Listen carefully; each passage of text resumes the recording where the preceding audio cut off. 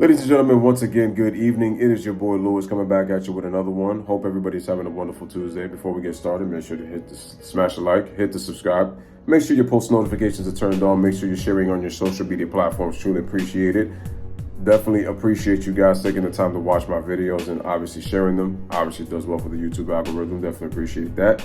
Now, we are now into the top 10 of my 40 point per game series of players who have averaged 40 or more points at least 10 times in their playoff careers. And now we get to the top 10. Allen Iverson was 11th because he had 10 40-point games. We are now at number 10, and that is Hakeem the Dream Olajuwon. Ladies and gentlemen, this is a player who played, I think, 17 seasons in the NBA. Pretty much 16 of those 17 were spent with, I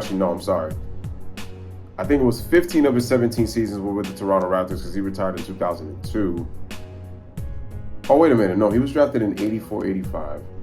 So, 17 seasons, correct. 2 of those seasons with the Raptors. Actually, no, I'm sorry. Mixing it up. 16 of his 17 seasons were with the Houston Rockets. So pretty much he's a Houston Rocket. 2-time NBA champion, all-time blocks leader.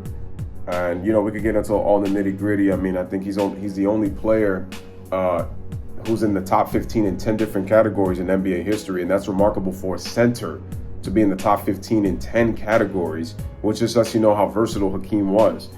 Now we're going to look into Hakeem's 40-point games. 2-time finals MVP. He also won Defensive Player of the Year. He was the MVP in the regular season in 94 and won finals MVP in the same year. He's the only player to ever do that, by the way. Get all 3 of those awards in one season.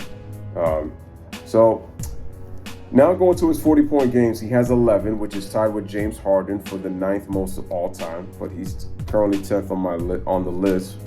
He scored a total of 468 points. He averaged 44 minutes a game, and in those 44 minutes, Hakeem's average in those 11 games were 42.5 points, 13.7 rebounds. So you're getting a 40-point double-double in all of your 40-point games. That is remarkable. Gave you 4.1 assists. He gave you 3.5 blocks and 2 steals. I want you guys to fathom that for a second. 42, 13, over 4 assists, nearly 2 steals, and nearly 4 blocks. This is your center, mind you. And mind you, Hakeem was 6'10". For his career, he shot 59% from the field. Didn't attempt a lot of threes, obviously. 0.2 of a three to every 0.4 of attempts at 50%. And he shot a very respectable and solid under 80% from the free throw line in those games. My gosh. Just shows you how special Hakeem was. 151 rebounds. He had 45 assists. He had 20 steals, 38 blocks. Plus minus was not, I think it wasn't recorded until I believe after 1997, I believe. So again, you can't tell, but I'm pretty sure he had a positive impact on the court though. But Hakeem Olajuwon is such a special center. He is easily a top 5 center of all time. He was the MVP in 94, won back-to-back championships without a top 75 All-Star teammate in 94.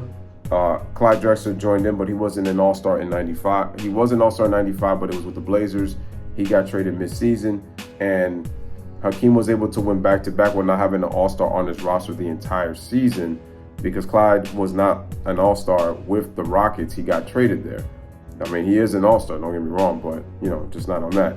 But that was pretty special. That was pretty special what Hakeem accomplished. And like I said, his 95 title run is, one of the greatest runs in NBA history, considering that the Rockets were a 6th seed. They're still the lowest seed in NBA history to this day that won an NBA championship. They only won 47 games.